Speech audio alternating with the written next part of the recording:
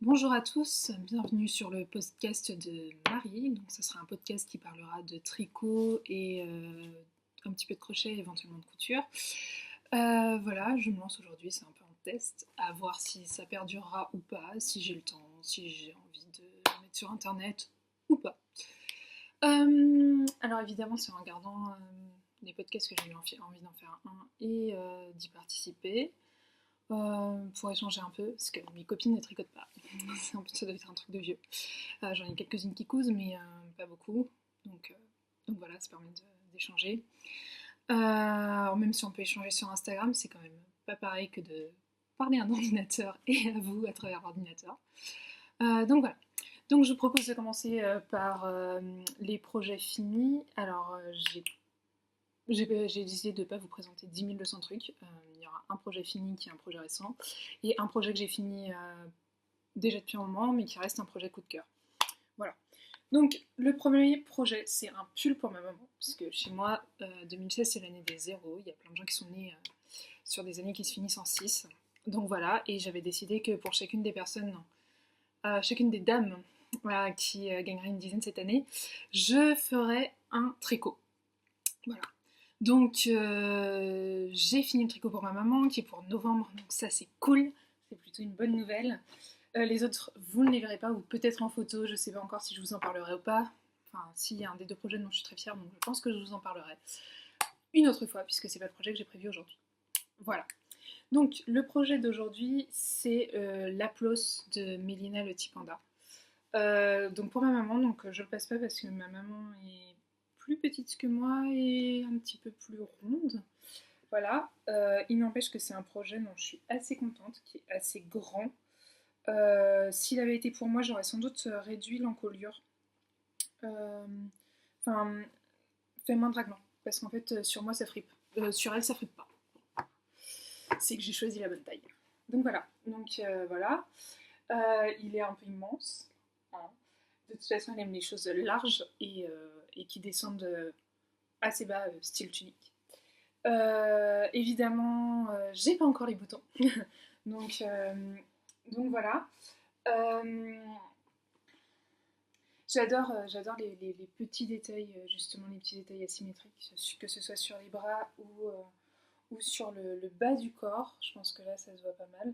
Donc il faut que je trouve les boutons. Pour l'instant, il n'est pas encore bloqué. Je lui ai juste fait essayer avant son anniversaire, ce qui n'est pas forcément dans les règles de l'art, mais j'avais un gros doute sur l'encolure en l'essayant sur moi, donc je voulais pas avoir le même problème sur elle. Que dire, je l'ai tricoté. Alors, ma mère est quelqu'un de très réchauffé, elle a chaud tout le temps. C'est toujours un peu, enfin, c'est un peu pénible de lui faire un tricot parce qu'en fait elle le met que exceptionnellement. Donc du coup je l'ai fait en fil Thalassa de chez Fil d'Art. Ouais je sais, Fil d'Art, tout le monde n'est pas fan. Mais ça a aussi ses avantages. Moi j'ai pas forcément grand chose contre. Le fil Thalassa c'est du coton et mi-coton mi-lyocell. L'avantage c'est que, enfin j'espérais que ça ferait moins serpillière. Avoir à l'usage. Avoir à l'usage. Sinon, le modèle, super sympa, même si, comme ils l'ont dit, il a fallu que que je le recommence 4 fois, parce que quand j'ai tricoté, donc il se fait du bas vers le haut, quand j'ai tricoté le bas la première fois, je m'étais trompée et j'avais déjà fait bien 20 cm du pull, donc c'était trop la fête. Je m'étais trompée en décalant mes marqueurs, donc j'avais tout décalé, parce que je sais pas compter jusqu'à 10, super. Et ensuite, la deuxième et la troisième fois, j'ai vrillé le tricot. Donc comme ça, c'est radical. Voilà, la seule chose que j'ai faite, c'est que pour montage des mailles en bas, j'ai fait un montage de mailles tricotées que j'ai découvert en tricotant la canne de l'île au fil, qui a l'avantage d'utiliser le fil au fur et à mesure et de ne pas devoir prévoir la longueur de fil, parce que moi je prévois jamais la bonne longueur de fil, donc je suis toujours obligée de monter 15 fois mes mailles, ce que je trouve pénible parce que je déteste monter mes mailles, comme je déteste faire le premier tour. Et justement, l'avantage du montage tricoté, c'est qu'au moins on sait qu'à l'arrivée on a monté nos mailles et qu'on n'est pas en rade de fil, ce qui est toujours ça de prix. Voilà. Donc voilà pour celui-là. Sinon, je vais vous présenter donc un ancien projet que j'aime beaucoup, qui m'a demandé beaucoup de temps. C'est à la suite de celui-là, évidemment, je vais tout tomber. à la suite de celui-là que j'ai décidé de me mettre au tricot. Il s'agit du plaid Bubble de Petite Citelle, qu'on trouve sur son blog, Petite Citelle, sur son blog. J'adore ce plaid, il m'a demandé quasiment 1 an au crochet. Ouais, voilà, il est immense, hein. Il a une particularité, voilà, on voit bien, donc c'est très simple et ça fait des petites boules comme ça, je l'adore. Pareil, c'est du fil d'art. L'avantage du fil d'art, c'est que ça passe bien à la machine, ça fait déjà plusieurs fois que je le lave, et forcément, parce que mes chiens sont fans aussi. Et honnêtement, la laine reste douce, il garde son maintien. Voilà. Donc il est vraiment gigantesque, je crois qu'il m'a compté 35 pelotes, je crois. Donc voilà, l'objectif c'était de finir la pelote, hein, donc j'ai pas du tout respecté les mesures qu'elle met dans son patron. Je voulais quelque chose de couvrant qui puisse à l'arrière me servir de couverture l'été. Voilà, j'adore. Mais c'est vrai que pour en revenir à ce que disent certaines des podcasteuses, le crochet c'est toujours un petit peu... bah, ça fait mal aux mains, quoi. Ça fait mal aux mains, donc c'est à la suite de ça que je me suis mis au tricot. Et puis c'était un peu un défi personnel parce que le crochet, je maîtrise ça depuis que je suis ado. Et le tricot, j'ai le souvenir d'avoir fait un truc absolument abominable avec ma grand-mère, une espèce de couverture pour poupée, enfin une écharpe qui est devenue une couverture pour poupée, qui pour finir est devenue rien du tout, pleine de trous, je perdais mes mailles, je créais des fausses mailles. Et donc quand je me suis mis au tricot, c'était un peu un défi personnel dans le sens où il s'agissait d'arriver à surmonter justement tous ces problèmes liés au tricot et mon incapacité à y réussir en fait. Et puis aussi, c'était l'objectif suprême, c'était de m'occuper plutôt que de rentrer le soir, crever du boulot, euh, la tête pleine de, la tête pleine de bruit, etc. De me mettre devant une série et de végéter parce que le soir, je suis incapable de lire quand je rentre du boulot. Donc voilà. Donc c'était vraiment l'objectif, c'était d'avoir des soirées plutôt productives et pas des soirées où on passe son temps à regarder la télé sans rien faire. Donc maintenant, je regarde peut-être la télé, mais avec un tricot. Enfin, la télé, les séries, parce que je n'ai pas la télé chez moi. Avec un tricot. Voilà. Sinon, en encours, je suis top méga fan de ce que je fais. C'est un classique, tout le monde le connaît.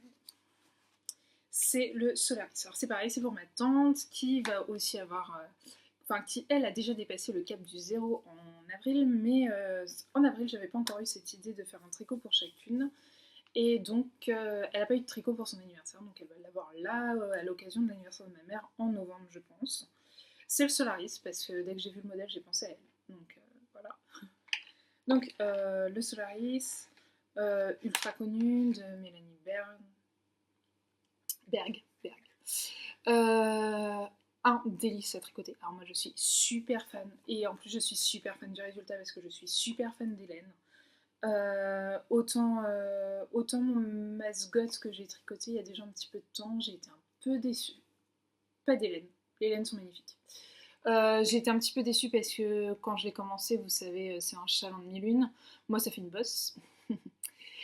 Quand j'ai rabattu, j'ai pas rabattu souplement. Donc en fait moi ça me fait un châle en triangle, en faux triangle, plutôt qu'un châle en demi-lune.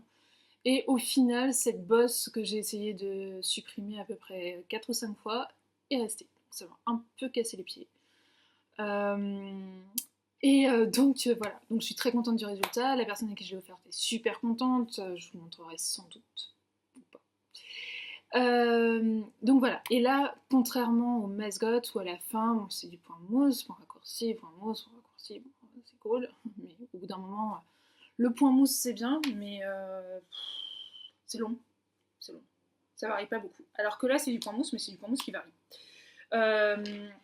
Déjà, ça varie parce que vous avez toute une série de trous-trous. Alors moi, je croyais qu'il n'y avait que ma grand-mère qui appelait ça des trous-trous, mais en fait, pas du tout. Sur le patron, il est question de trous-trous, donc ça m'a bien fait rire. Ça m'a rappelé des souvenirs surtout. Donc voilà. Alors, je vous montre. Il est beaucoup inspiré de celui qu'avait fait Liz Taylor, avec son nouveau nom. Le seul truc, c'est que j'ai modifié la dernière couleur. Et donc du coup, l'agencement des couleurs est pas le même. Par contre, c'est la même base. Donc elle avait utilisé la base Gaia de chez Lena Mouret, donc qui est de la single couleur, à la croisée des vents, je crois. Je vais vous dire ça. Ouais, à la croisée des vents. Donc voilà, superbe, magnifique. Moi j'adore. Enfin, elle est douce, elle est belle, elle a des nuances qui sont sublimes. Alors, elle est peut-être un petit peu plus claire que ça, mais ça rend plutôt pas mal. Voilà. Ensuite, j'ai utilisé de la Madeline Touch pour les insertions, des unicorn tile. Ouais, je sais, j'ai un accent anglais absolument à mourir. Mais c'est pas grave. Donc, je ne sais plus dans quel ordre. J'ai utilisé de la Gladzone Pécan. Ensuite, de la Magnolia Leaf. Ensuite, Tarte. Et ensuite, de la Purple Basil. Voilà, alors là par contre ça rend pas très bien parce que c'est parfaitement prune en haut. Donc je vous montre mon entier. Voilà. Et ma dernière couleur sera... J'ai pas mis en écheveau encore. Enfin en plot. Cela sera Ink. Alors Ink c'est un bleu. Voilà, là vous voyez un petit peu que c'est bleu. C'est de la bleue avec des reflets noirs en fait dessus, qui est juste magnifique, qui est hyper douce. Même si je crois que c'est la 100% Mérinos. Ouais, 100% Mérinos Super Wash. Hyper douce. D'ailleurs, j'ai oublié de dire, la Gaia, c'est de la 70% Mérino. Et 30% soie. Ce qui se voit. Alors, ce qui se voit parce que ça fait des reflets légèrement brillants. C'est incroyable de douceur. Le rendu, je suis trop fan. Je suis fan de la forme, je suis fan de la façon dont le patron est expliqué parce qu'en fait c'est un certain nombre de sections qui font répéter X fois et ça permet vraiment de... Je trouve que c'est carrément pas monotone en fait. Voilà, je trouve que c'est chouette.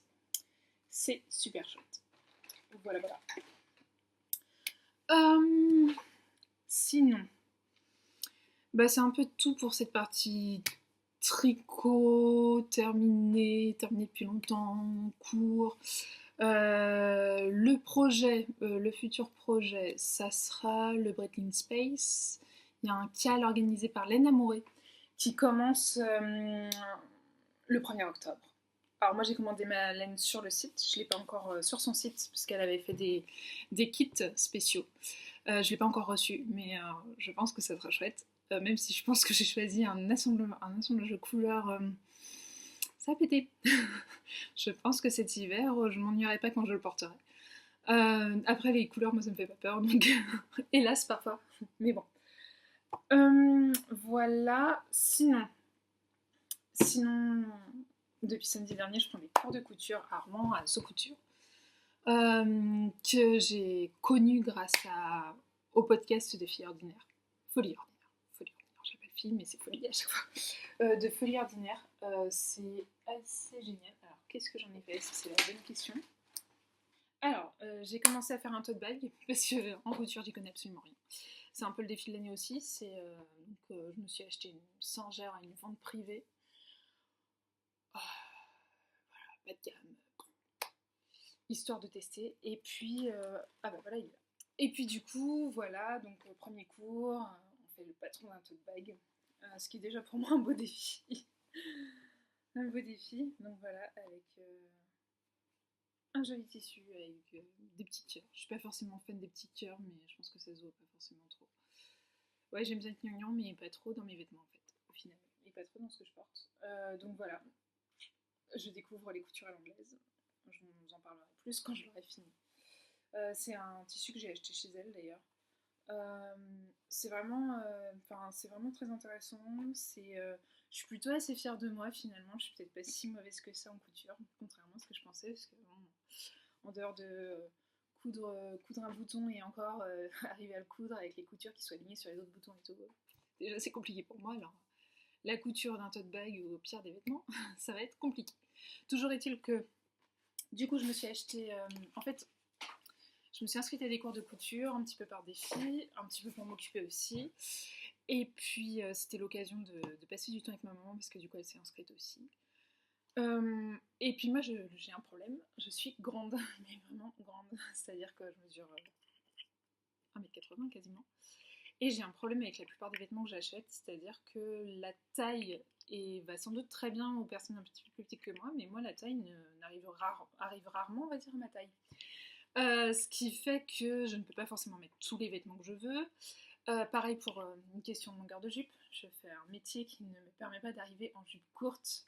Je pense que j'aurai un certain succès auprès de mes élèves, mais c'est pas le but. Donc voilà. Donc c'est aussi l'objectif du truc, c'est de pouvoir porter des robes au lycée sans qu'elles soient trop courtes et faut qu'elles puissent m'aller parfaitement. Voilà, c'est l'objectif. Être en adéquation avec ma taille, que je puisse mettre des choses qui sont à la taille sans que la taille soit trop haute, sans que la taille soit... Voilà, sans que ça fasse femme enceinte non plus. Parce que voilà, voilà on a le corps qu'on a. Donc voilà. Donc du coup, moi je suis tombée amoureuse des patrons de Direndo. Mais vraiment, vraiment, en fait, il y a peu de patrons chez elles que je n'aime pas. Il paraît qu'en plus, ils sont faciles à faire. Donc du coup, après le tote bag, que j'espère finir au prochain cours, j'ai un petit peu de boulot à faire à la maison, mais que j'espère finir au prochain cours, normalement, je me lance dans la robe à Rome de chez Direndo.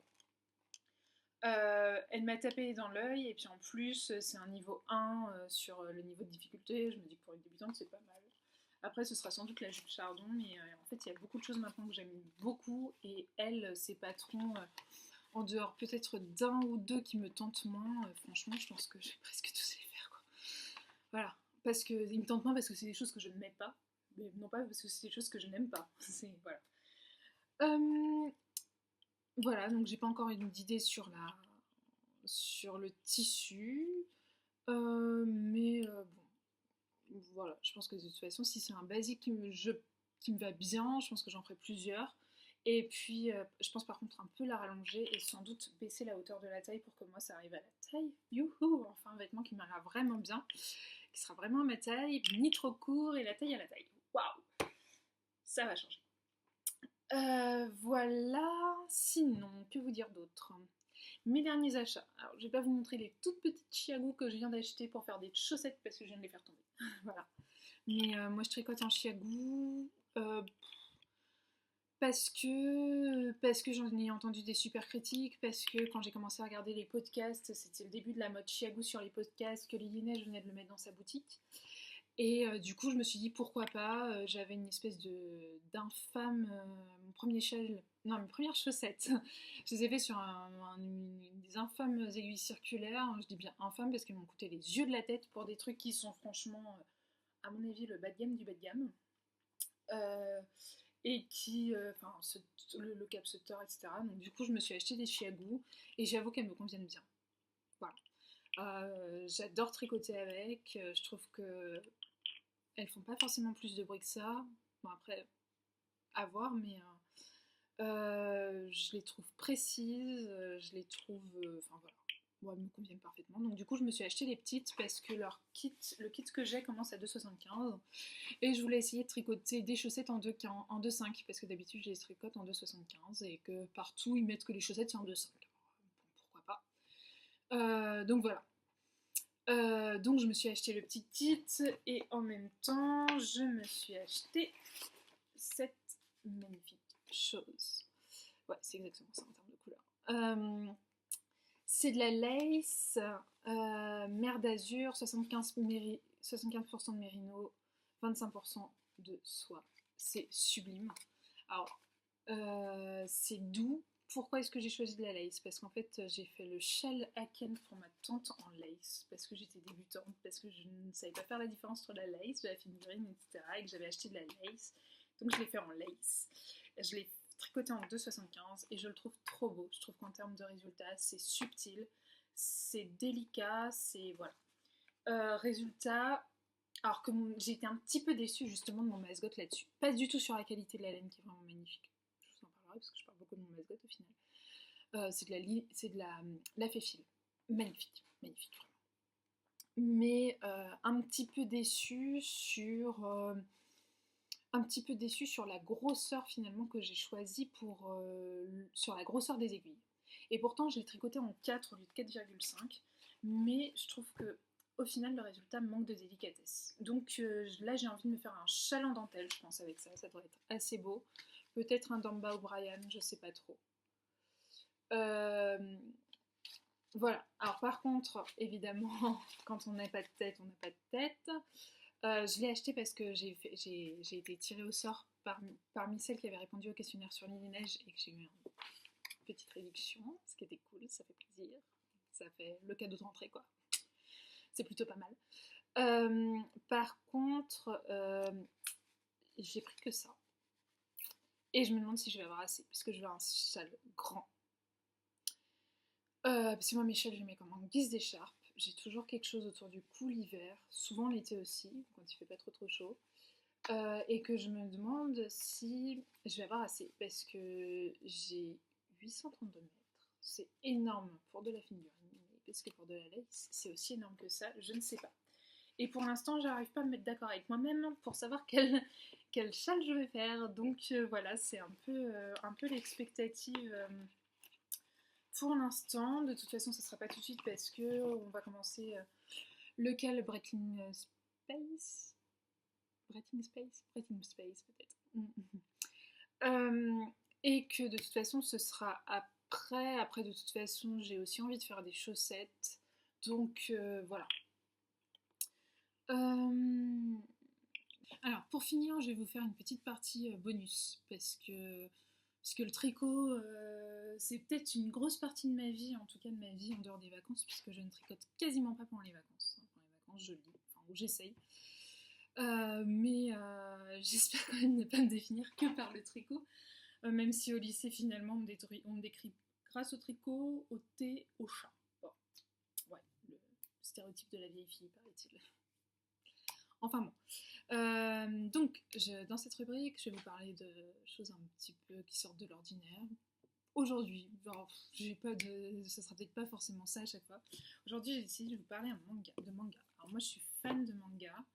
Enfin, j'étais beaucoup plus consommatrice plus jeune, mais maintenant, je continue à en lire, même si j'ai un peu moins de temps à consacrer pour ça au final. Et je vous montre celui dont je suis tombée amoureuse ces derniers temps, c'est celui-ci. Voilà, Your Lie in April. C'est de Arakawa. Les dessins sont juste sublimes. C'est l'histoire d'un jeune garçon virtuose de piano et qui, le jour du décès de sa maman, en fait, se rend compte qu'il ne peut plus jouer au piano. Et donc, il va essayer de comprendre pourquoi il a ce blocage grâce à une jeune fille qu'il rencontre. Regardez les dessins. Bon, alors certes, ça fait penser à un shoujo, hein, mais les dessins ne sont pas. L'histoire est un peu plus complexe. Hein, on n'est pas que sur une histoire d'amour, et puis on est sur une histoire d'amour assez subtile quand même. Hein, c'est pas un gros truc de bourrin, un peu gnangnan. Donc en fait, ce garçon va rencontrer une jeune fille qui elle est virtuose de violon. Et cette jeune fille a un caractère assez affirmé et va décider que c'est lui qui devra l'accompagner pour ses examens de violon. Et donc voilà, qu'il se retrouve à être obligé de retourner sur scène malgré son blocage et d'aller au-delà de son blocage. Moi je suis fan. Je suis fan parce que déjà on arrive dans le milieu de l'opéra, ce qui n'est pas forcément fréquent dans la plupart du manga. Je suis fan des dessins. Pourtant, j'aime pas les trucs qui font fifi. Hein. Certainement pas en littérature ou ce genre de choses, c'est pas trop mon truc. Quoi. Je suis fan des dessins, je suis fan de l'histoire. La relation entre les jeunes, elle est top. Alors, je pense que si on aime bien les histoires qui se terminent bien, vaut mieux pas lire ce genre de choses. Moi, je préfère les histoires qui se terminent bien. Je trouve que dans la vie, il y a suffisamment de malheurs pour qu'on se tape pas les malheurs dans nos loisirs. Il n'empêche que moi j'ai été happée par ce truc. Donc voilà, donc si vous aimez les mangas, Your Lie in April, c'est top. C'est top et ça ne s'adresse pas forcément qu'aux filles. J'ai plein d'élèves garçons qui adorent. D'ailleurs, c'est même eux qui nous ont fait découvrir. Donc non, c'est chouette. C'est chouette. Voilà, bah merci de m'avoir écouté jusqu'au bout. En tout cas, d'en être arrivé là. Je sais pas. Je sais pas si je réitérerai, si je réitérerai pas. À quel rythme? Parce que j'ai pas mal d'occupations. J'ai pas mal d'occupations, pas forcément envie, pas forcément, voilà, pas forcément de temps, pas forcément. À voir. En tout cas, je me suis bien amusée à parler à mon ordinateur. Mes chats m'ont pas trop pris pour une tarée, donc ça va, ni mes voisins. Ils sont pas venus frapper. Tout va bien. Voilà.